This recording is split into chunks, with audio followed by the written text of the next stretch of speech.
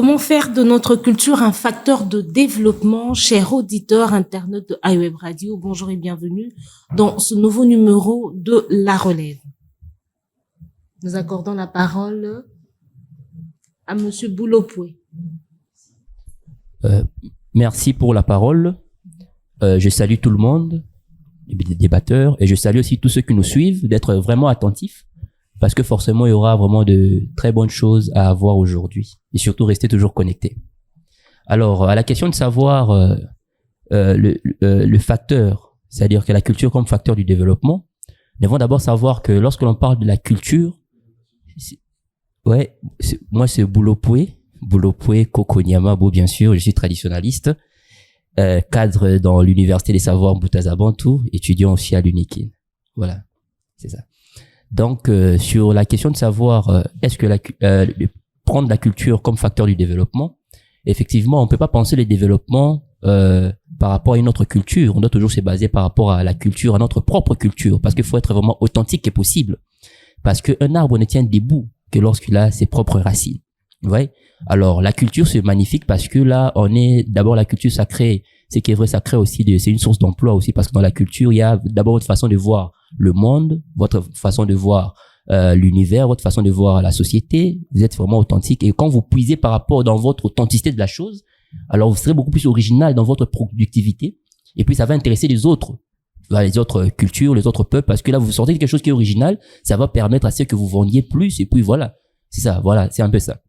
Maintenant, il y a peut-être un petit problème, parce que généralement, lorsque l'on parle de la culture, ce qui me fait mal est que beaucoup pensent, voient la culture dans l'angle seulement du folklore. Voient seulement de la créativité, le masque, tout ça. Or, c'est au-delà de ça. Lorsque l'on parle de culture, l'on parle de, vraiment, ça va très loin. Ça part même dans notre conception de concevoir le divin. Ouais, parce que la manière dont notre culture conçoit le divin, conçoit l'au-delà, ça va permettre à sorte qu'une personne qui apprend cela va lui permettre de voir clair dans son environnement propre, et en cela créer, inventer par rapport à tout ce qui est autour de lui. Vous voyez un peu dans cet angle-là. Alors, généralement, si on n'est pas connecté à ça, qu'est-ce qu'on fait? On fait du folklore dans la culture. On est tous d'accord ici que l'eau, c'est la vie. Tout le monde va dire, oui, l'eau, c'est la vie, c'est ce qu'on dit. On doit toujours développer par rapport à notre culture. Tout le monde dit, oui, ça va. Maintenant, il y a un problème. Si on descend ici à la rivière de Kalamou, on dit, prends l'eau, tout le monde va dire que non, cette eau-là, elle est polluée. C'est ça aussi, aujourd'hui. Lorsqu'on parle de la culture dans notre pays, quand on regarde ce qui est visible de notre culture, ce n'est que du folklore.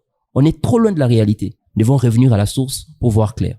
Voilà un peu dans cela. Alors, pour donner des propositions plus concrètes, pour vraiment passer la parole, dans l'angle de la politique, nos ancêtres avaient le système de l'arbre de palabre, c'est-à-dire qu'à chaque fois qu'il y a des problèmes, du point de vue de la politique, on discutait autour de l'arbre de palabre, la décision remonte jusqu'au sommet, et puis les grands rois, après avoir entendu tout le monde, ils disent quelque chose. Et puis c'est là, personne ne va contredire en cela, parce que ça vient de très loin. Il a même consulté même sa femme et la reine mère. Vous voyez? Mais actuellement, les autres récupèrent cela. Qu'est-ce qu'ils disent? Voilà, en Afrique, lorsqu'un chef décide, c'est tout.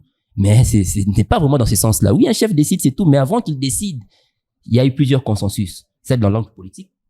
Dans l'économie, nos ancêtres, si on peut utiliser les mots français, parce que peut-être notre méthode, elle est peut-être pas compréhensible dans le paradigme français, on peut utiliser le mot communautarisme. C'est-à-dire nos ancêtres vivent un peu en communauté. C'est un peu comme l'Ubuntu, qui veut dire je suis parce que nous sommes, c'est parce que nous sommes que je suis. Vous voyez. Rapidement, dans l'angle socio-culturel, déjà nos ancêtres,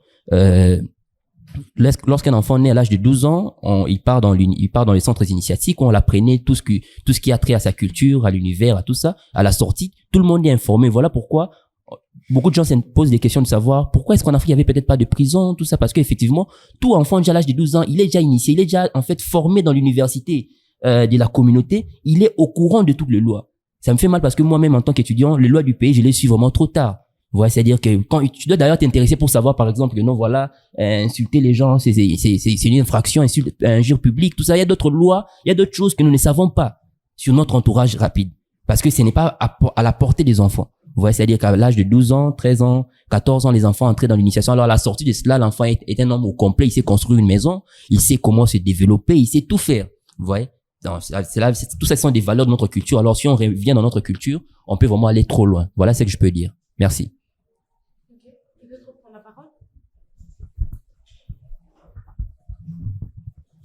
Moi, je me nomme Gédéon Massimbo.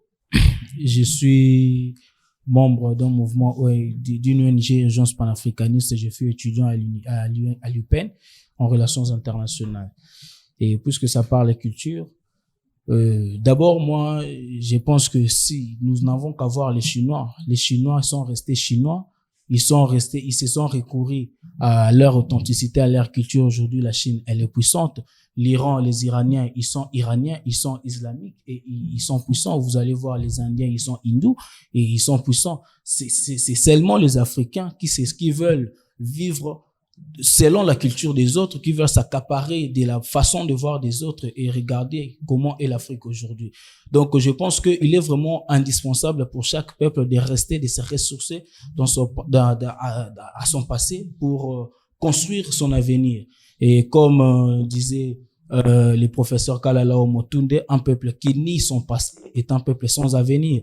Donc, il est vraiment nécessaire que nos chefs qui nous dirigent, ceux qui nous servent des dirigeants aujourd'hui, puissent élaborer, monter des méthodes, des systèmes éducatifs capables d'initier, comme l'a dit mon frère, lorsqu'un enfant naissait dans l'Antiquité, ici en Afrique, on l'envoyait dans ce qu'on appelle des confréries initiatiques, où il va prendre les valeurs culturelles, il va apprendre comment vivre dans sa société, comment parler à un grand, puisqu'aujourd'hui, il y a aussi un constat amer, puisque il y a une façon différente de voir les choses entre nous et les Occidentaux.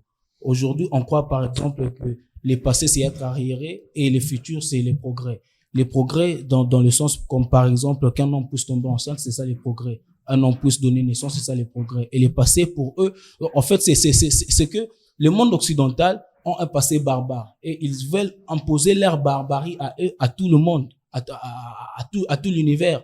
Voilà. Et nous avons une histoire derrière nous, nous avons une vie derrière nous. Et si on peut être dans cette dynamique-là de regarder derrière nous, lire ce qui a été dit par nos ancêtres, apprendre comment est-ce que nos sociétés ont été composées, constituées, nous allons vraiment faire beaucoup de choses de meilleures et construire un lendemain meilleur. Malheureusement, ce n'est pas le cas aujourd'hui, avec de l'aliénation qui caractérise nos centres universitaires, puisqu'aujourd'hui, surtout dans des milieux, dans la faculté de droit qui est centrée dans la philosophie romano-germanique, puisque le droit coutumier chez nous a une pondération beaucoup plus petite. C'est aussi un grand problème avec nous, vraiment particulièrement en République démocratique du Congo. Donc tout ce que je peux dire, c'est que il est indispensable aujourd'hui que chaque peuple puisse se ressourcer dans sa culture pour construire son lendemain meilleur. Voilà. Okay. Merci. Je me nomme Aman Nimlo Emmanuel. Je suis licencié en relations internationales et chercheur en philosophie de défense. Et ma petite contribution, ça concerne le facteur de développement, donc la culture comme facteur de développement. Donc pour moi d'abord, la culture ça crée des emplois. Pour moi, ça crée des emplois. Et la culture est un moyen par lequel on peut faire voir ce qui est nos valeurs propres à nous. Donc, c'est un peu ça. Et ma pensée d'aujourd'hui est axée sur 3 points. Et le premier point, c'est la vue extérieure de notre culture. Et le second axe, c'est en fait le niveau, donc le vue intérieure ou interne de notre culture, et le troisième c'est la dimension métaphysique en fait de notre culture. Et si je peux commencer sur prendre l'aspect international, essayez de rapprocher le micro s'il vous plaît. Oui, si j'essaie un peu de prendre l'aspect ou la dimension internationale, le Congolais ou la culture congolaise doit être repris au niveau international. D'où nous les Congolais, nous pouvons mettre en sorte que nous puissions donc être vus au niveau international. Donc, par exemple, notre musique, par exemple, notre habillement, notre manière de faire. Et sur le plan interne, devant en fait prendre l'élément culturel et le mettre dans notre système éducatif. Par exemple, maître de cours qui est proprement culturel et donc faire comprendre aux élèves ou aux étudiants d'abord notre réalité et notre histoire en tant que Congolais, Et c'est là, ça doit permettre, en fait, qu'il y ait, en fait, du développement. Parce que si nous-mêmes, le Congolais, nous n'arrivons pas à bien comprendre notre histoire, nous aurons des difficultés à nous développer. Voilà pourquoi nous devons vraiment nous impliquer là-dedans et pour permettre qu'il y ait plus vraiment plus de développement là-dessus. Et il faut qu'il y ait aussi, je pense que beaucoup d'entre nous connaissent, il y a un festival qu'on appelle le festival Gungu. Donc cela aussi permet à ce que nous puissions avoir une bonne organisation culturelle ici. Et pour attirer sur le plan économique, ça va attirer plus des touristes ici dans le pays. Et ça va créer des emplois. Ça va créer des emplois parce qu'il y aura aussi de revenus au pays. Donc, si je pourrais prendre l'aspect métaphysique, d'où on peut voir clairement que la spiritualité est les leviers incontournables du développement d'un État.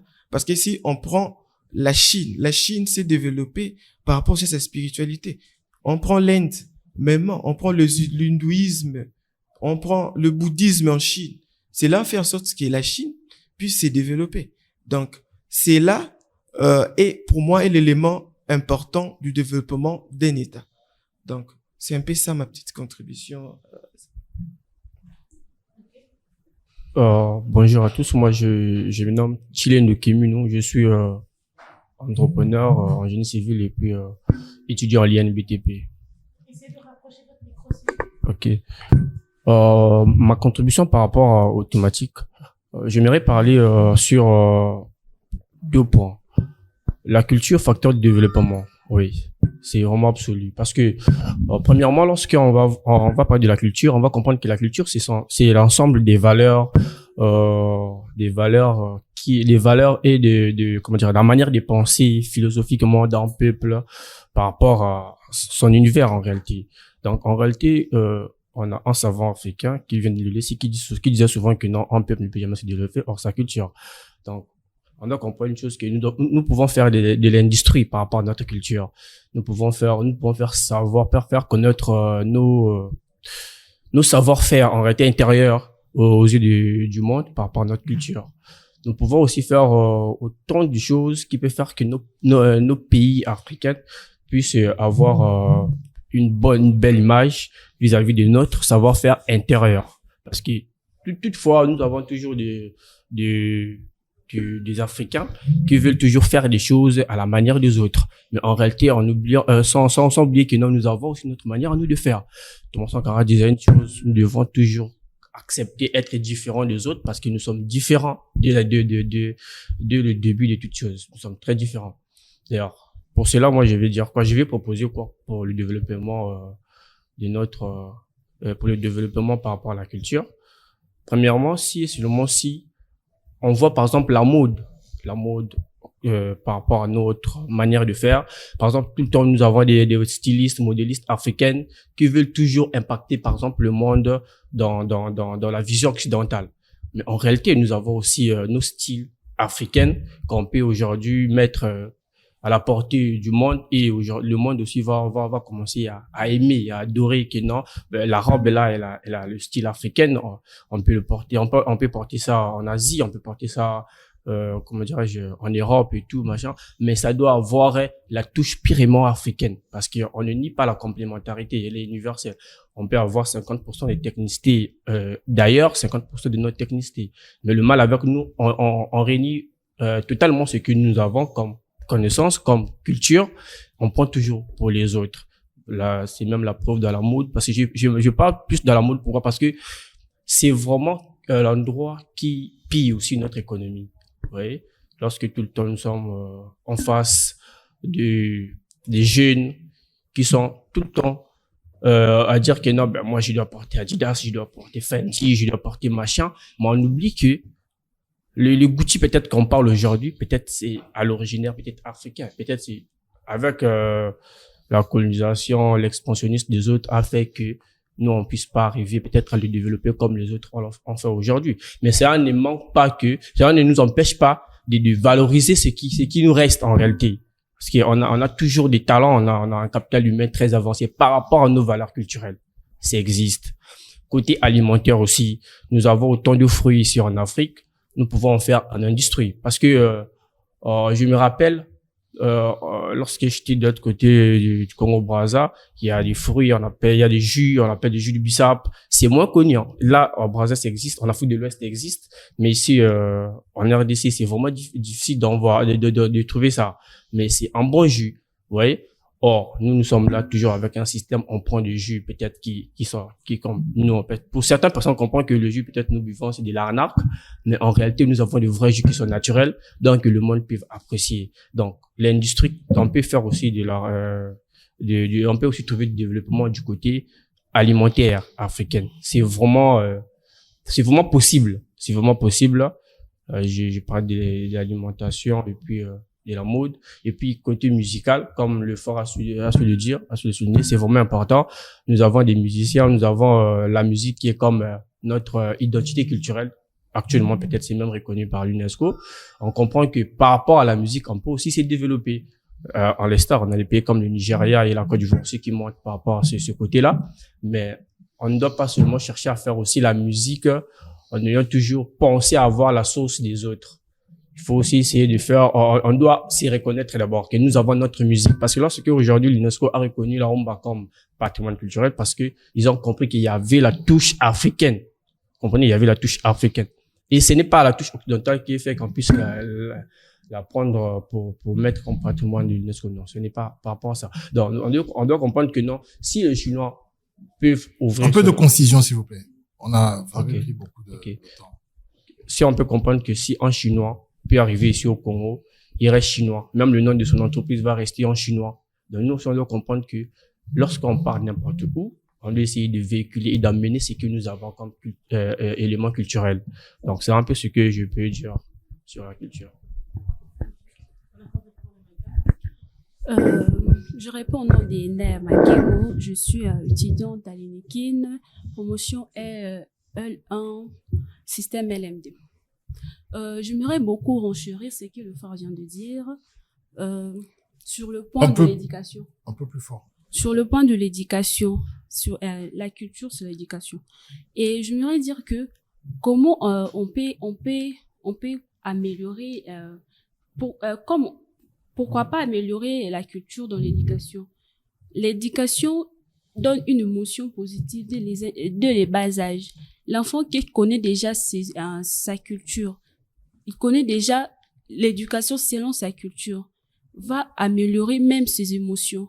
Comment on peut dire à l'enfant qui est né au Congo, lui dire que non, c'est Diego qui a découvert l'embouchure du fleuve Congo. Donc c'est déjà, totalement, c'est déjà du bobard, c'est du mensonge pire. Et quand on apprend à un enfant comme ça, du coup, ça lui met une infériorité. Donc, il faut apprendre la culture aux enfants pour avoir la confiance en soi, renforcer la réflexion positive, et la culture comme facteur du développement, oui. La culture renforce l'indépendance, la souveraineté et l'identité d'un pays. Donc, c'est ce que j'avais vraiment. D'accord. Je vais prendre un peu la parole. Si Madame la modératrice, si vous permettez. Il y a un problème de sémantique, de compréhension. Quand on parle de culture,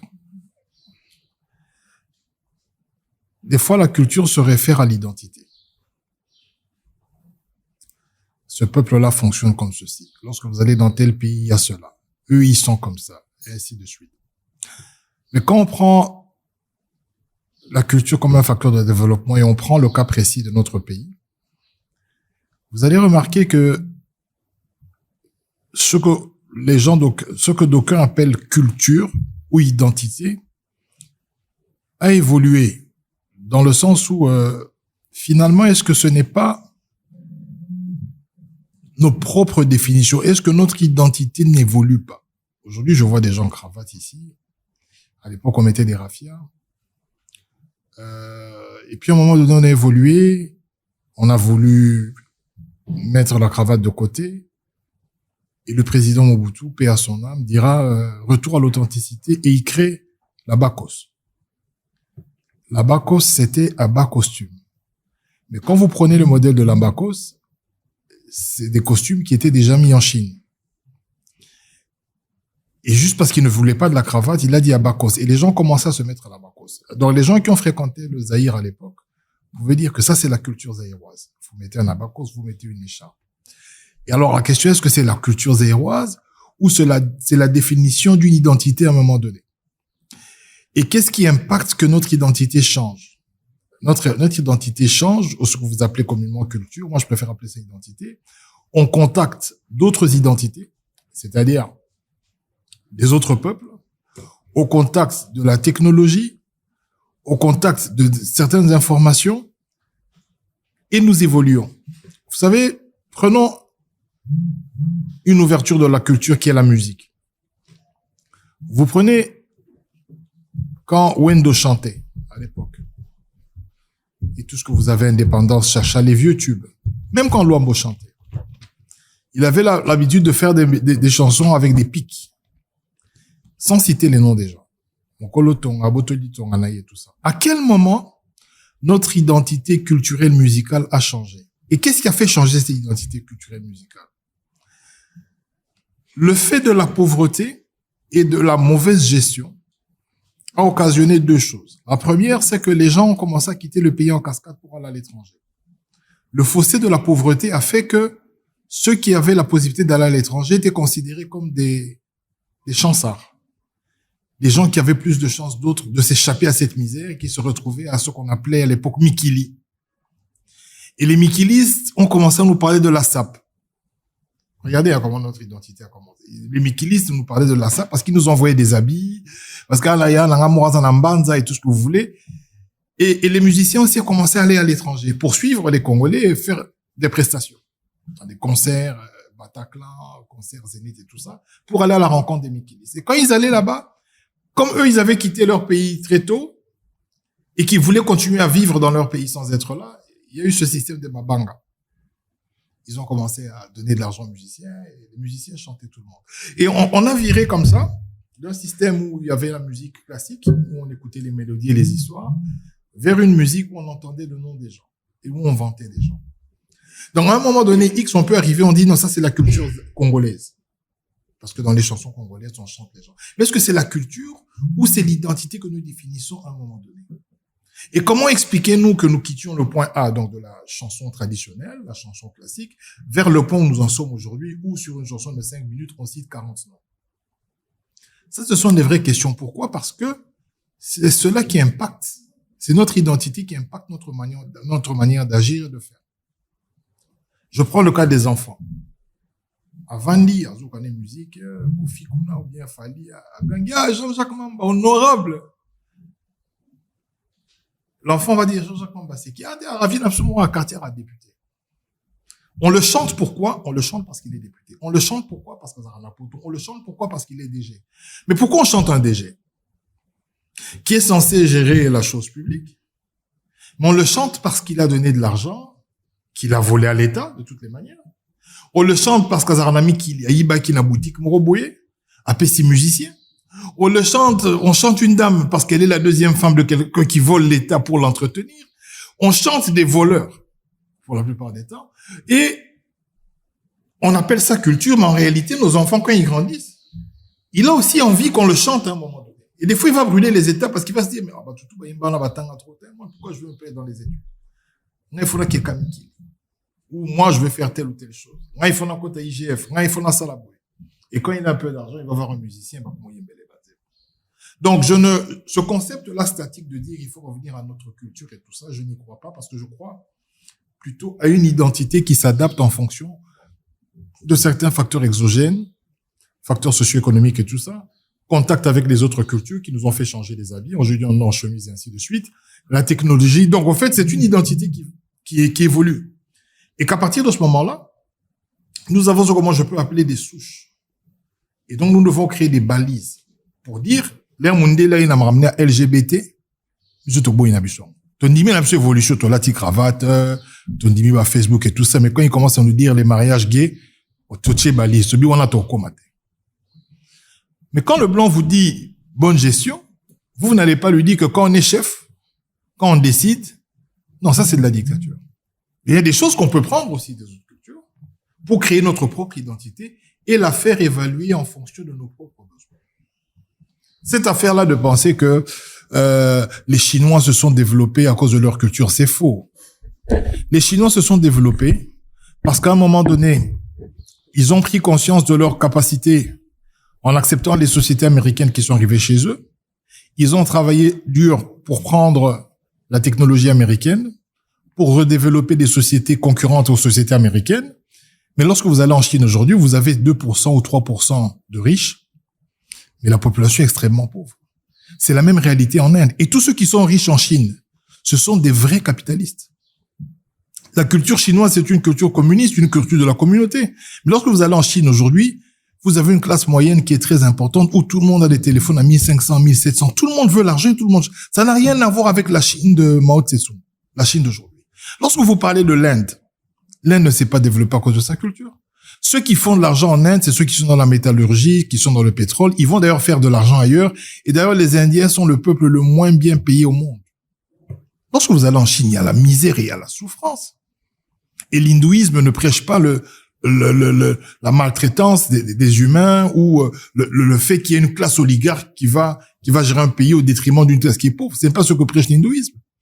Encore moins ce que prêchent les religions en Chine ou au Japon. Donc ça n'a rien à voir. Le problème de l'identité, c'est pour moi une question de la culture, c'est une construction identitaire dans laquelle nous devons nous-mêmes mettre des balises. Par exemple, décider à un moment donné que la musique n'a plus souvent embarrassé tout. Si tu veux de l'art, fais ta musique, il n'y a pas de problème. Que la culture n'a qu'on ne soit pas là chaque fois à dire honorable, honorable, honorable. Bon, moi, j'aime pas tout ça. Vous savez, vous pouvez être tout ce que vous voulez, et je termine par là. Dernièrement, dans ma petite car, parce que je conduis seul. Et, voilà, je vais gagner. Mon connaît, qui est, comme on est Mike. Alors, n'a pas si clignotant, mais dès qu'on a Sabena, on a eu, il cherche toujours un problème. Mais comme j'étais pressé, je dis, Mike, il est caboué. Alors, j'ouvre, comme je le connais, il entre. Et tout le monde en a qu'à là. Et puis, ma sanae à côté Nassima. Et je dis, mais Mike, yo, kanga, et on a apprécié. Je dis, mais na yebi, yo, t'as la numéro, no yango, tout ça.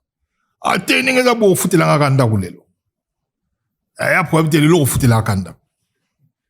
Alors, je continue à rouler. Je dis, Mike, t'es quand même avanti, pour n'est qui est bon, apprécié, non, qui est placement. Ah, t'es trop, n'a qu'au Alors, j'ai trouvé vraiment qu'il m'embêtait trop. Mais les gens n'ont na poussé ni kamu kine psi bango Mike Webi na kuma nga député national. Alors il était à côté de moi. Policier qui na simawana. Donc makanisi na me mabongo sko ba keno kanga. Parce qu'ils n'ont pas le droit normalement d'entrer dans un véhicule. Alors m'a dit il y a solo Mukonzi. Et puis l'autre là directement à comprendre qui sautait Zali. Honorable législature na bino en tête était beau travailler hein. Beau travailler penado en tout cas tout le monde a ba législative mais bonjour ça là. Donc je veux vous dire que aujourd'hui quelqu'un viendrait, on risque de penser que la corruption fait partie de la culture congolaise. Alors qu'elle fait suite au paiement à des salaires, un paiement vraiment des salaires modiques, fonctionnaire Nabiso, les gens ne reçoivent pas assez d'argent, et au côté si d'identité Nabiso, la facilité d'être corruptible ou de corrompre, comme si c'était la culture, alors que c'est une identité qui a été influencée par la conjoncture socio-économique. Donc voilà un peu ce que j'aimerais dire, parce que si on ne définit pas la culture, on risque de penser que bon voilà, nous devons revenir à notre culture et tout ça, mais ça c'est revenir à zéro et c'est juste impossible. Nous n'avons plus cette identité-là. Nous sommes dans un monde cosmopolite où nous avons partagé bien de valeurs, mais il faut tout ça balise pour dire bon, tel niveau n'est pas gagné, n'a pas gagné, babicho ba kangige, alors que ça la prison à vie. Mindele balobi vont s'occuper. On met des balises. On dit que ça on ne va pas faire, ça on ne va pas faire, mais voilà ce qu'il faut de bon pour notre société. Merci beaucoup pour la parole. Moi, c'est Katouma Moussuya, Imhotep Akin Valeuré Guerrier. Je suis licencié en droit de l'Université de Lubumbashi depuis 2019. Bon, concernant les sujets d'aujourd'hui, je pense que quand même, on a déjà essayé de développer ce qu'on pouvait, mais quand on doit ajouter aussi notre apport. Bon, je pense que la question culturelle, pour moi, c'est une question d'identité, bien entendu. Chacun doit être soi. Il doit avoir une certaine originalité, même en traitant avec les autres. Parfois, lorsqu'on parle de l'identité, on dit qu'on doit revenir dans notre passé. On ne comprend pas vraiment ce qu'on a dans la tête. Pour nous, lorsqu'on dit qu'on doit rentrer dans ce qu'on était hier, ce n'est pas pour dire que on doit prendre directement ce qu'il y avait hier et ne pas essayer d'adapter cela avec la conjoncture actuelle. Essayer juste de vivre selon l'époque de nos ancêtres. Non, non. Et le fait pour nous d'être peut-être culturel ou porter notre identité, cela ne veut pas non plus dire qu'on ne doit pas travailler avec les autres. On doit bien entendu travailler avec les autres, mais le fait pour nous de travailler avec les autres ne doit pas nous faire, n'est-ce pas, perdre notre essence personnelle. Parce que l'identité, c'est notre essence. Tout être doit être lui-même. Même lorsqu'on veut évoluer, si on veut réellement un développement dans ces pays, si on veut réellement avancer positivement, on doit être nous-mêmes. On doit donner aussi notre touche. Parfois, les autres, lorsqu'ils évoluent, il y a toujours les histoires, lorsqu'on invente, on écrit made tel part. C'est pour dire, ceci vient de quelque part. Alors nous, chez nous, cela nous manque. Lorsqu'on parle peut-être de la musique et tout, vous allez voir que dans le monde de la musique, comme vous venez bien entendu de le dire, de le mentionner ici, avant avec nos aînés, dans la musique, il n'y avait pas la musique de chanter les gens. Parce qu'il y a un monsieur qui a beaucoup d'argent, qui était parti en Europe et tout. On commence à chanter directement cette personne pour essayer de vanter la personne. Et peut-être c'est un voleur politique et tout. On essaie de faire des choses comme ça. Ça n'existait pas avant. Avant, ça n'existait pas. Mais juste après, lorsqu'il y a eu bouleversement dans la tête des gens, c'est comme ça qu'il y a eu ces dérapages-là dans la musique congolaise. Donc la culture, pour moi, ce n'est pas seulement dans l'essence de la musique ou dans l'essence de montrer comment nous avons des arts et tout, mais la culture, ça touche un peu partout. Même dans les domaines éducationnels, quel que soit dans les domaines politiques, les domaines économiques, donc tous les domaines possibles, voire même dans l'armée. Il faudrait que l'armée soit identitaire aussi, parce que l'armée, vous sécurisez. C'est une question vraiment qui touche les fonds de la chose. Pour vous sécuriser, il faudrait avoir au moins certains secrets propres à vous. Donc, vous ne pouvez pas aller apprendre aux militaires. Les militaires doivent apprendre chez les autres lorsqu'ils apprennent là-bas et lorsqu'on aura peut-être des petits conflits avec les autres auront une même mise sur nous. Pourquoi? Parce que tout ce que nos militaires ont appris, ils ont appris de quelque part et ces gens connaissent comment peut-être dérouter peut-être ce qu'ils ont appris à nos militaires. Donc, pour moi, la culture, on doit comprendre la culture, on doit peut-être revenir à notre passé de manière positive. Essayer juste d'adapter cela avec la réalité actuelle. Parce qu'un peuple sans culture, c'est comme un zèbre sans rayures. Ça n'existe pas, cela. Ça n'existe pas. Comme ça n'existe pas, on doit être nous-mêmes. Et lorsqu'on collabore avec les autres doivent comprendre qu'en réalité, nous sommes aussi nous-mêmes. Parce que c'est quand même pas possible. C'est pas vraiment normal. Nous sommes prêts à tout prendre de chez autres. On part prendre la politique, on apprend chez les autres, l'économie et tout, l'éducation, ça nous vient toujours de l'extérieur. Mais alors, les autres apprennent quoi de nous? Qu'est-ce qu'on apprend aux autres? On part plus loin pour copier même Dieu. Et tout ce qu'on copie aussi, on ne sait pas ici appliquer cela à la lettre. On prend, mais on ne sait pas l'appliquer. Donc ça cause un problème. C'est pour dire que tout ce qu'on prend, lorsque ça ne rencontre pas nos propres réalités, cela causera toujours un souci, un problème très, très difficile et impossible même à régler. Donc c'est pourquoi il est pour nous indispensable de revenir dans notre propre conception de la chose. Donc lorsqu'on parle même du développement, on doit comprendre le développement selon notre propre paradigme africain. Nous avons notre façon de comprendre les choses, le développement et tout. Donc je pense qu'il est grand temps pour nous de revenir dans ces petites choses-là. Sinon, si on ne les fait pas, ça va être compliqué. Surtout, bon, je vais finir par là. Là, je voulais parler du domaine éducatif. Vous voyez, dans les domaines éducatifs aujourd'hui, on apprend aux gens les choses qui ne reflètent pas leur propre réalité. Moi, j'ai vu dans un environnement, peut-être un espace où il fait tellement chaud, mais on m'apprend quelque chose qui est propre à un peuple. Je prends le cas du Canada. Les gens qui vivent là-bas, et nous, on ne doit pas développer la même stratégie éducative. Donc, notre éducation doit refléter intrinsèquement notre culture, donc la façon de voir les choses selon notre espace. Comment on doit vivre.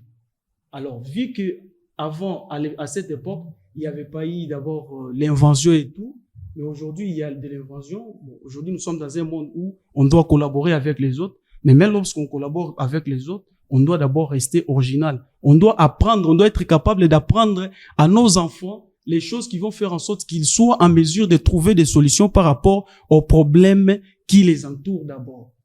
Mais on ne doit pas apprendre à nos enfants les choses pour trouver des solutions pour d'autres espaces. On vous apprend peut-être ce qui s'était passé, on apprend aux enfants ce qui s'était passé en France, mais on n'apprend pas ce qui se passe réellement dans l'entourage. Et ça cause un préjudice très, très sérieux. Donc, c'est pour dire que ici, on doit comprendre la chose que la culture n'est pas seulement liée à la musique. Donc, que ce soit la politique, l'économie, l'éducation, l'armée. Donc, dans toutes ces choses-là, il y a la notion de la culture. La culture, c'est notre façon de concevoir les choses. Si on ne sait pas concevoir les choses, on va faire... Je sais que si je demande peut-être à mon frère en face de moi qui tu es, il va devoir me dire, bon, je suis tel, je viens de telle famille, je vais tout. Alors, je prends les cas d'un Chinois, je lui demande, tu es quoi? Les Chinois vont me dire, je suis chinois, je viens de telle part, il me cite ses origines. Alors, moi, africain, lorsqu'on me demande qui tu es, je ne sais pas si je dois lui dire, je suis musulman, chrétien et tout. Donc, je parle d'autres cultures que de ma propre culture à moi. Et ça cause un sérieux problème. Donc, c'est pour dire que on a une difficulté identitaire. Le micro, s'il vous plaît, professeur. Identitaire, on doit réparer cette chose-là et ça serait vraiment bien, ça va faciliter le développement radical de notre milieu. Merci. Honorable, j'ai une petite question. D'abord, je suis choqué. Je vais essayer un peu de pas trop contredire, mais de ne pas être d'accord avec vous du fait que vous dites qu'on ne peut pas, on doit oublier ça, la culture chinoise, indienne n'a rien à voir avec ce qu'on parle ici de l'identité, tout ça. Donc, on ne peut pas retourner en arrière pour construire un avenir meilleur. Donc, on doit rester scotché avec ce qu'on fait aujourd'hui, donc avec la culture adaptive des autres pays. Bon, moi, je trouve ça un peu, bon, pour ne pas utiliser les termes bizarres, mais je ne suis pas d'accord avec ça parce que vous êtes dans la classe dirigeante. On ne peut pas être acculturé sans avoir une identité d'abord. On doit avoir une culture propre à nous avant d'adapter avec la culture des autres. Mais lorsqu'on n'a pas une culture, on n'a pas une identité, comment voulez-vous qu'on puisse bien fonctionner et se développer avec la culture étrangère? Une culture purement, je dirais, satanique parce qu'on nous apprend des valeurs qui n'a rien à voir avec notre histoire, nos valeurs propres à nous, Africains. Bon, c'est dans ce sens-là que je voulais que vous puissiez un peu éclaircir et tant que honorable, de nous mettre vraiment à l'abri de tout ça. Parce que nous, c'est la culture d'abord africaine, la culture congolaise. D'accord. C'est grâce à ça que nous allons... Je vais répondre parce qu'il y a beaucoup qui n'ont pas encore parlé. J'aimerais que vous fassiez la part des choses. La culture congolaise, c'est quoi? Nous sommes un pays accidentel. Vous allez chez les Balouba, il y a le Chibao. Vous allez chez les Bakongo, il y a ceci. Alors, la culture congolaise, c'est laquelle? Est-ce la somme de tous les us et coutumes de 450 peuples? À quel moment nous nous sommes mis d'accord sur une culture, des choses qui nous unissent tous? Quand vous allez chez les Mongo, par exemple, et Tenge Falambimbi, ça veut dire que eux, ils sont habitués à la cueillette, ils sont habitués à la chasse. Lorsque vous prenez la femme d'un voisin de votre frère, ce n'est pas un drame. C'est quelque chose qui peut arriver. D'ailleurs, si vous allez vous battre avec votre frère, on va dire que maman, Basili Siangote, donc les anangwe kimité, pourquoi tu vas te battre pour ça? Bon, tu est-ce que Basili Siango? Tu dis non. Bitumbe Sili. J'ai vu, dans un marché, à Lissala, ils arrivent, ils disent, hein, il y a une expression là, mataka ma fala mambi. Ça veut dire, j'ai des coups à donner. Donc, vous arrivez au marché, vous dites ça comme ça, voilà, Makofi Mandomba m'a dit, vous arrivez au marché, vous dites Makofi Mandomba m'a dit, quelqu'un accepte. Bozana il a un problème, bo banina nou bagarre, bo bundi, bo betaniti, bo silisi, et puis ce bo silisi, bo soukoli, bo mini masanga, et puis la vie continue. Est-ce que cette culture-là, vous la trouvez chez les Tchokwe? Non. Donc en réalité, c'est pour ça que je parle de la construction d'une identité, parce que ici, nous sommes dans un pays accidentel et on a diverses cultures. Et on ne peut pas aujourd'hui avoir une culture je veux dire unique, sur base de laquelle nous allions dire, bon, nous devons revenir à nos ancêtres, mais quels ancêtres? Quelle culture? Quoi choisir, quoi rejeter? Raison pour laquelle je pense que ce n'est pas comme les Français, ils n'ont qu'une seule langue. Comme les Chinois, ils n'ont qu'une seule langue. C'est un seul peuple. Nous, nous sommes un peuple accidentel. Et d'ailleurs, il y a même des provinces chez nous et des peuples qui ne se marient pas. Parce que leur culture et leur culture sont incompatibles. Donc, je crois que ce que nous sommes aujourd'hui, c'est la construction d'une identité qui a été influencée par plusieurs facteurs. Aujourd'hui, les filles Luba à Kinshasa, le Chibaou, ça ne les concerne plus. À Kinshasa, kakebe takate. Mais à l'époque, les équipes à Ningisika Ninimoro Boba Betelio Kake Kansonda donc et Bomi au place Yozali. Le lotam se sera au on a Kine Rosimbate Kake Koya Namote. Donc, avec le temps, il y a eu cette fusion-là. D'abord, la mixture entre les peuples locaux, Mon Bali Moulouba, les échanges de cultures, Moussoeli Bali Nagno et tout ça. Et après, il y a aussi des influences extérieures, mais il y a aussi des facteurs comme la crise, ainsi de suite. Regardez les dots il y a longtemps. Les lots dots, c'est comme on a écran plat. Dots, c'est comme on a 2000, écran plat, 12 chèvres, c'était pas comme ça avant. Ça a été influencé par quoi? Ce n'est pas notre culture. Ça a été influencé par la crise socio-économique. C'est-à-dire que moi, papa Bali, c'est moi, là, à taille, n'anda coûté vez à la rater. À Kenege pas voisin, mon TV moi 55 pouces, moi, nazoba la yé, fois zoa raté 55 pouces, à commis. À taille, il besoin, bilo, on en a, moi, mes filles, j'en ai 4, quand elles vont se marier, chacun de ces maris va m'offrir une paire de Weston. Et ça s'arrête là. Il n'y a pas de foulard, il n'y a rien pour la belle, il n'y a rien du tout. Oui, ça va dans un Weston, là, tu prends ta femme, tu pars avec. C'est tout. Ça, c'est comme ça que je conçois la chose. Mais je ne peux pas commencer une famille qui vient, comme liste, foulard, maman, pain, tout ça, je peux pas embrouiller les gens comme ça. Tu m'amènes ma paire, non, là, t'as mon cas, je te dis, tu prends ta femme, je vous bénis, et puis vous partez. Donc, ceux qui battent la ligne en mouvement, vous allez dire que ça, c'est la culture congolaise. Ça n'a rien à voir.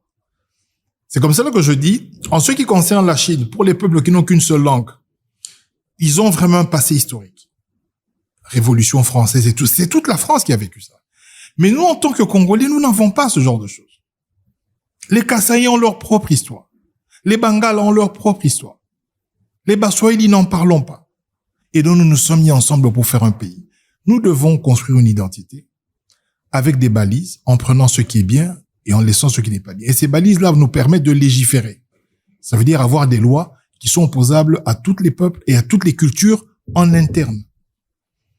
Mais on ne peut pas se comparer à la Chine, on ne peut pas se comparer aux Indiens ou non, nous ne sommes pas un peuple. Nous sommes un pays accidentel. Dans quel pays vous allez voir 50 langues? Dans quel pays? Dites-moi. Même ici en Afrique. C'est difficile. Ah, toi, on a plus de 50 langues. Ah, on a qu'à beaucoup. Vous allez au Bas-Congo, les gens qui parlent le Kiyombe, les Banyanga, c'est pas la même chose. Vous allez chez les Balouba, il y a les Louloua, les Balouba, ils ont une langue qui est totalement différente. Les Bassong et son Kassai, ils ont leur langue. Les Batete là, ils ont leur langue. De quelle culture vous allez me parler? C'est quoi la culture congolaise? Voilà. Merci. Je suis Maurice Odingo Vodou. Je suis ancien de l'INIKIN. Je suis chercheur. Je mène des recherches sur l'influence de l'ethnicité dans le processus électoral en RDC. Ok. Et tout le monde a parlé, on s'est dit nous sommes panafricains. Et il y a la guerre en Afrique, partout en Afrique, entre autres au Soudan. Et ici en RDC, à l'est du pays, ça fait plus de 20 ans qu'il y a la guerre. Et j'envoie un message de solidarité à nos frères du Soudan et à nos frères de l'est du pays. La culture en soi, par rapport à la thématique, c'est la manière dont un peuple s'organise sur le plan politique, dans tout le plan.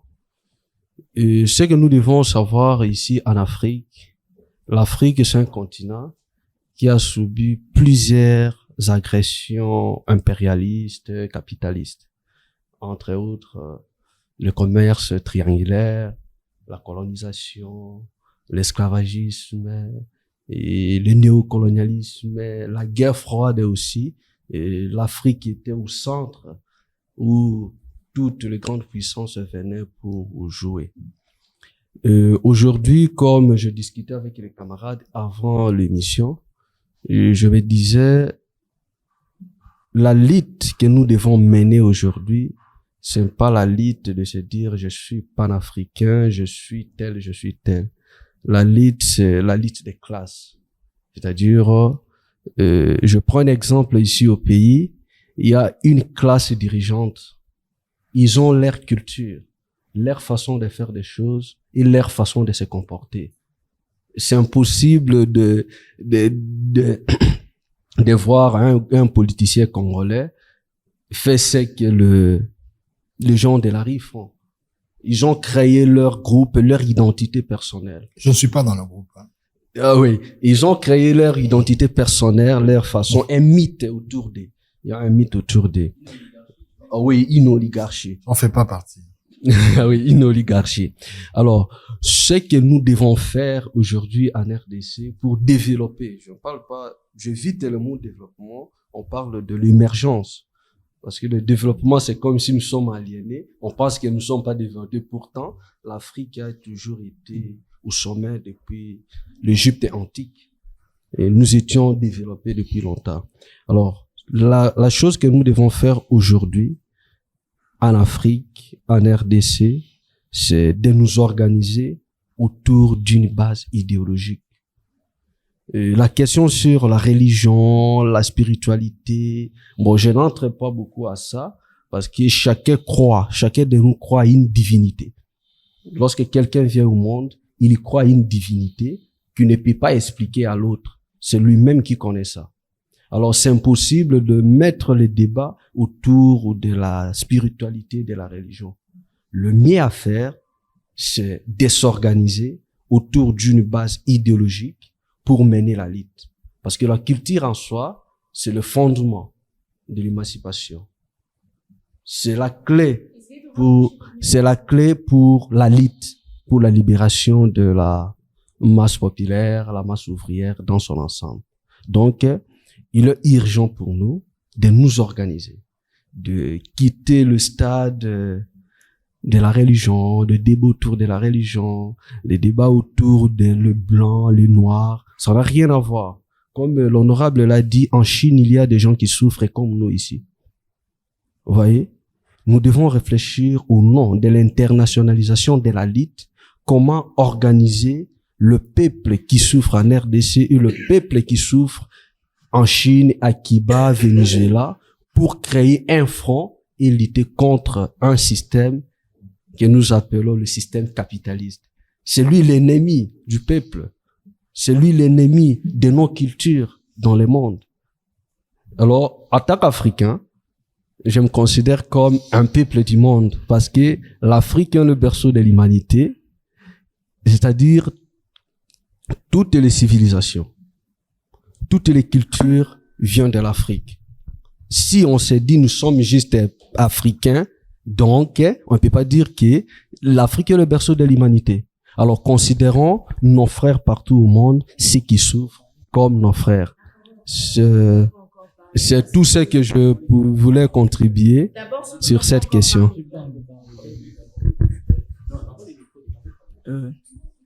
Merci beaucoup. Accordez-moi au moins la chance de parler parce que je ne peux pas parler depuis le début. Merci. Je crois que nous, les francophones, nous sommes plus historiens et ne sommes pas pragmatiques dans tout ce que nous faisons. Nous sommes en train de raconter trop d'histoires, trop théoriques, alors que la réalité elle est autre. Je rentre d'abord à ce que l'honorable a dit, que nous sommes une nation accidentée, si je ne me trompe. Accidentelle, oui. Nous sommes un pays accidentel. Ouais, voilà, un pays accidentel. Je commence par là. Bien sûr, nous sommes un pays accidentel, mais vous devez savoir que dès le départ, on avait le vouloir vivre ensemble. Ça nous caractérisait. Bien que nous avons multiples cultures. J'ai eu la chance de parcourir le pays, du sud au nord, de l'est à l'ouest. Je vous assure et je vous garantis que, peu importe les cultures que nous avons le vouloir vivre ensemble. J'ai été chez les Chokwe, j'ai été chez les Ngwaka, j'ai été chez les Nandé et les autres. Ils ont leur culture, mais les vouloir vivre ensemble y est. C'est quoi les problèmes maintenant? Lorsque les colons sont venus, les colons ont cherché à ancrer dans le chef du Congolais que tel est supérieur à l'autre, tel est supérieur à l'autre, pour dénigrer la culture de l'autre. Vous voyez où est le problème? Mais ça aussi n'est pas le grand problème. Parce qu'ils nous ont amenés, mais c'est notre propre volonté que nous avons acceptée. Nous avons accepté et nous avons accueilli cela. Jusqu'au jour où nous le gardons. C'est là où il y a les problèmes. Ils nous ont enseigné la classe bourgeoise, tout ça. Les colons, lorsqu'ils étaient au pays, le Belge, ils volent et ils vont construire à Bruxelles. Et lorsqu'ils partent, les Congolais, qu'est-ce qu'ils font? Ils prennent les pouvoirs, ils volent, ils vont construire à Bruxelles. Vous voyez qu'il a juste copié ce que son maître lui a appris. C'est ça les grands problèmes. Aujourd'hui, il y a des systèmes qu'on appelle Kilelo. Donc, c'est un peu ça, tout ça. Donc, ce sont des histoires que nous sommes en train de copier. Nous avons vu ça en Europe, que ça s'est fait. Et nous le prenons ça aussi ici. Nous avons de multiples cultures au Congo, bien sûr. Mais, il y a une identité propre à nous, dans chaque culture. Il y en a. Je me sens totalement Swahili, peu importe si je suis... Est-ce que vous vous sentez Mongo? Oui, je le sens. Je vais vous expliquer. Chez les Mongo, votre frère va prendre votre femme. Vous allez accepter ça? Bon, ça c'est de la coutume. Je suis pas trop dans ça. Mais c'est leur culture. Non, mais vous comprenez? Et ce n'est pas un problème. Je n'ai pas refusé. Mais vous n'allez pas accepter. Mais voilà. Lorsque vous allez vous marier, on demandera à votre femme, on va amener un poulet, vous allez marier une louba, on égorge un poulet, tout ça. C'est une culture. Non. C'est ça. C'est une... J'ai une partie Mongo, moi, je suis en train de te dire que c'est comme ça. Chez les Mongo, c'est comme ça. C'est comme ça, moi je suis Mongo. C'est ça. L'homogénéité, il y en a. Vous savez, chez les Mongo, qu'est-ce qui se passe? C'est là où moi je suis. Comme c'est un peuple de chasse et de cueillette, la notion de propriété est appréhendée de manière singulière. Chez les Mongo, le partage, c'est la règle. Et on partage tout, y compris la femme et ainsi de suite. Donc, quand quelqu'un va à Keibokila, il ramène un éléphant, il amène un gibier, à Chewana, Mutunamtoye, à Kati, à Kabolili, Batunyonso. Ça, c'est leur culture. Sorazo Futelanda Kunayo. Et Kakomina Souka Sandaza Mbongote. Il peut te dire, c'est qu'on a juité na Kenegoyiba. Il peut te dire ça sans rigoler. Parce que dans leur mentalité, c'est comme ça. Chez les Kassaïens, il y a aussi d'autres histoires. Un Kassaïen, même quand il n'a rien, tu as l'impression qu'il a de l'argent, mais il n'a rien. Il va se comporter comme un riche, il va commencer à te raconter des idées. Et quand même il a étudié, j'étais avec une autorité dans ce pays, Nakatawana. Je ne vais pas donner son nom. Tu vas dans un bureau, n'a qu'à poser un problème, il y a mouké, il fallait foutre à mon son institution devait payer une dette. Alors il me regarde, il me dit, mais vous savez, moi je ne comprends pas les gens. Il a un petit diplôme là, qu'il a fait en Belgique ou en France. Et puis, il vient et commence à parler beaucoup à la télévision comme ça. Vous savez, si moi, je dois exposer mes diplômes, même dans mon salon, ça ne suffira pas. C'est-à-dire, même les murs de mon salon ne suffisent pas pour exposer mes diplômes. Mais c'est un Moulouba, et je comprends ça. On est allé voir le papa Moutombo à l'époque. Todoué Babu, c'est pas naïe. Toebissier, que vieux, Babus mi balaya quitté zong c'est la bisombon. J'étais étudiant, président des étudiants, en 17. Je vous dis, je ne rigole pas, paix à son âme. Mon fils, vous savez, moi, je n'ai pas de problème d'argent. Alors, vous voyez ça, c'est Bill Clinton, il m'a écrit. Moi, je lui parle de problème de bus, il m'a écrit. D'ailleurs, comme vous voyez là, regardez le costume, sur mesure. D'ailleurs, j'ai déposé 50 au Memling là pour les nettoyages à sec. Ils ont tous crié, ah, papa, pourquoi comme ça? J'ai dit, il y en a encore qui arrivent. Mais il a commencé à m'expliquer des histoires. Mais ça, c'est un Moulouba. Ne me dites pas, je ne te contredis pas lorsque je dis que nous avons la volonté de vivre ensemble. Et Mobutu y a beaucoup contribué. Lorsque le Léopold II dessinait la Belgique, ne me dites pas qu'un Mouyombe connaissait forcément un Mounandé. Et qu'ils avaient des interactions. Regardez les Gamboga, il n'y avait pas les moyens de transport à cette époque-là. Vous savez le temps que quelqu'un qui est vers la frontière là, il y a Bayombe, pouvait prendre pour arriver au sud Kivu. Bangaba Koutana Ernin. Bangaba Kenanzela Maï ou bien comment? Donc, le roi Léopold II a fait son tracé. Les Belges ont essayé de faire de nous un pays. On a imposé ses limites géographiques et Mobutu est venu renforcer ça. Tatabo Moko, Ekolobo Moko. Pourquoi nous nous entretuons? Vous savez, depuis les années 60, les peuples congolais se tuent. Les Ema, regardez ici les Yaka, les Teke, nous nous tuons. Donc cette volonté de vivre ensemble, on nous l'a imposée comme une nouvelle identité. Ce n'est pas facile, mais les problèmes socio-économiques, si vous voulez, amplifient les différences et nous poussent des fois à nous entretuer pour des problèmes de terre. Vous avez déjà vu en France quelqu'un à Montpellier, à Kenerobo-Momuninga et à Marseille, vous avez déjà vu ça? Ils ont la même langue. Ce sont tous des Français. Ça n'existe pas. Nous sommes un pays accidentel. L'un des rares pays au monde où on chasse les Balouba au Katanga. On leur dit rentrez chez vous. Ou on chasse ceci, là-bas on dit rentrez chez vous. Mais chez vous c'est où? Mais c'est au Congo. 5 minutes pour terminer. Honorable, s'il vous Est-ce qu'il plaît. y a quelqu'un qui n'a pas encore parlé? Tout le monde. Honorable, s'il vous plaît. Oh, attendez. S'il vous plaît, s'il vous plaît.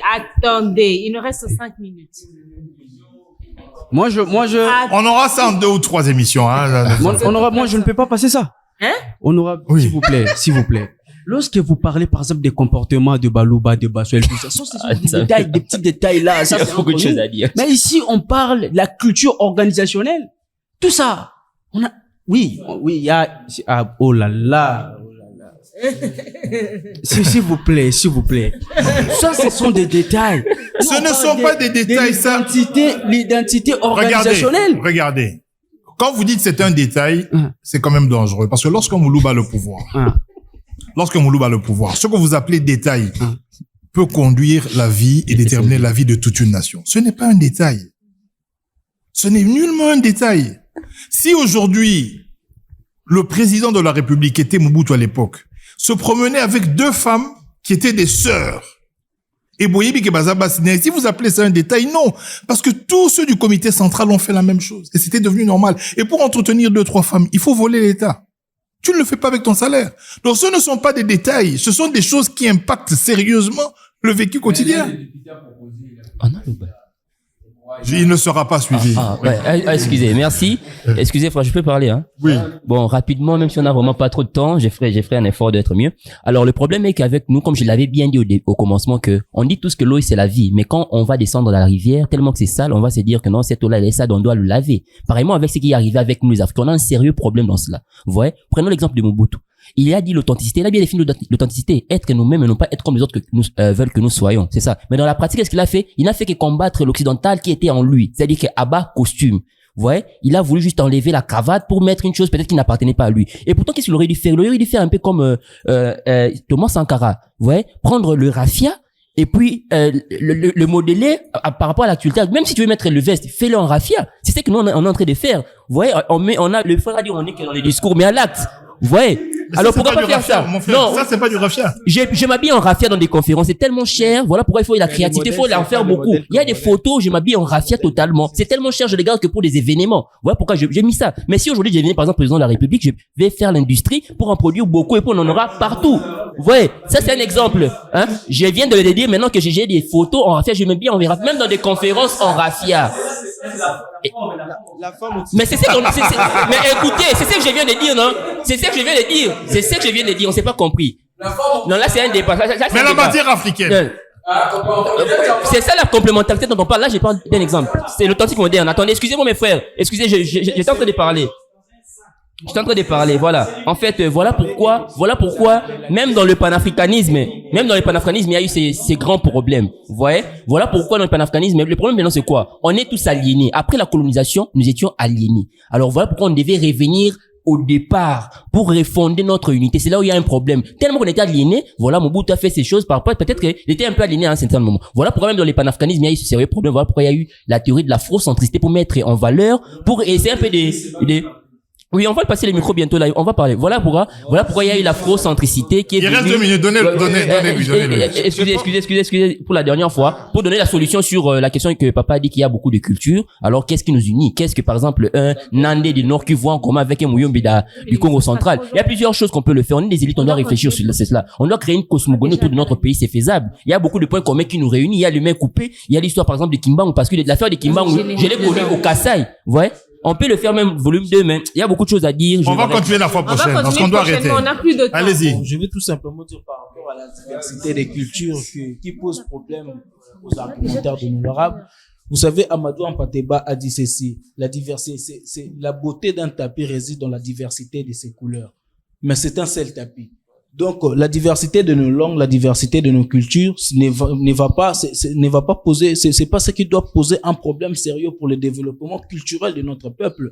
Vous voyez, nous avons parlé ici du développement de la Chine. Si vous regardez bien, c'est lui qui a apporté l'industrialisation à la Chine. C'était Deng Xiaoping, c'était pas Mao Zedong. Mao Zedong a mené une révolution culturelle il a enfermé la Chine et que les Chinois puissent d'abord s'accepter eux-mêmes. Et en Chine aussi, il y avait plusieurs langues. Il faut vous renseigner. Il y avait plusieurs langues, mais ils ont instauré un système éducatif qui allait leur apporter et unifier une seule langue pour que tous les Chinois puissent se comprendre. Et nous, avec la diversité de notre langue, la diversité de nos cultures, il y a ce qu'on appelle les yin-yang. Donc, si les yin-yang, c'est une grande tache noire. Et dans cette tache, il y a une petite tache blanche. Vous voyez? Et dans cette tache blanche, il y a une petite tache noire. C'est-à-dire que dans les biens, on peut aussi trouver les mal. Et dans les mal, on peut aussi trouver les biens. Donc, l'histoire qu'on nous a racontée, des histoires coutumières que vous avez parlé des kakés, etc. Moi, j'ai toujours dit que l'histoire des chasses a toujours été racontée du point de vue du chasseur. Il y a aucun président africain, surtout dans notre époque ici, qui a monté un système éducatif qui allait permettre à ce que nos investigateurs, nos professeurs puissent étudier la royauté antique pour enfin nous ressourcer de comment étaient composés nos royaumes et après construire un lendemain meilleur. Aujourd'hui, qu'est-ce qu'on nous enseigne dans nos universités? La Révolution française, mais qui a enseigné à nos étudiants aujourd'hui la Révolution africaine, les royautés? On parle aujourd'hui des Ntinouene, des Ndingankouvu, mais qui sait aujourd'hui comment Ndingankouvu avait bâti ces royaumes? On parle pas de ces détails-là. On parle pas des valeurs qui construisaient, qui touchaient. Merci. Voilà. Donc voilà. On doit mettre une pause. Je vais rapidement dire quelque chose parce qu'on a terminé. Je crois que on essaye de converger vers quelque chose de simple. La chose simple dont je parle, c'est le fait que nous devons considérer la diversité et construire une identité. Et il faut construire une identité. Et c'est comme cela que je suis en train de dire que Mobutu avait commencé ce travail. Tata Bomoro, Papa Bomoko et tout ça, il demandait au gouverneur de se déplacer. Vous êtes originaire de ceci, vous allez là-bas. Avec le système électoral actuel, on est en train encore de renforcer le régionalisme et l'ethnicisme. Et c'est pour ça que je dis, cette culture dont vous parlez, le tapis qui a plusieurs couleurs, pour que nous la vivions, l'harmonie de ces couleurs-là, il faut une philosophie derrière, il faut la construction d'une identité qui peut être opposable à tous au travers des lois. C'est une manière de vivre. On a essayé de légiférer sur la dot, on peut légiférer sur bien d'autres questions, mais ce n'est que la loi qui peut nous mettre tous d'accord. Et si les Chinois ont réussi parce qu'ils avaient plusieurs langues, et aujourd'hui ils en ont une seule, il faut savoir que même Mobutu, lorsqu'il a fait ses 32 ans, il n'a pas réussi ce pari. Il n'a pas réussi à imposer le lingala comme la langue. C'est en fonction du pouvoir. À un moment donné, bazar le bara swahili. Quand Kabila a été, et puis quand Chibala est venu, il a même communiqué Moro Bima que baro le basu chilou na bureauté parce qu'il est kaki. Peut-être que tant mon Congo Agoya, les gens vont commencer à parler Kikongo. Donc c'est un défi. Et ça reste comme ça une réflexion qui sera ouverte et continue. Mais sachez que nous sommes un pays accidentel et que nous n'avons pas une culture propre à nous. Ça n'existe pas une culture propre. Moi, je considère que nous avons... On va continuer. Nous sommes un pays accidentel. Il n'y a pas une culture congolaise. Ça n'existe pas. Au Congo, il y a plusieurs peuples. Non, il y a plusieurs peuples, chacun a sa culture. Et en construisant une identité, on pourra en ce moment-là, une identité opposable à tous au travers des lois, qui pourra produire des effets. En ce moment-là, on pourra parler de culture congolaise. Mais je ne crois pas à la culture, je parle à l'identité que nous nous forgeons tous les jours. La culture, comme c'est quelque chose d'immatériel, et c'est très, très difficile. Mais bon, je n'ai pas demandé à ce que tout le monde soit d'accord avec moi. Donc, on va continuer la fois prochaine. Je remets l'antenne à madame, qui va clôturer.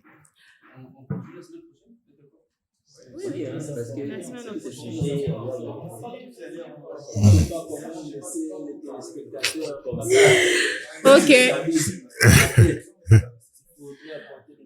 Non, mais c'est bien, les gens suivront. Partagez ce qu'on aura aujourd'hui, après les gens suivront. Ils voudront suivre la suite. Ramener des théories, des nouvelles théories. Un peu ça dans ça, quoi, là.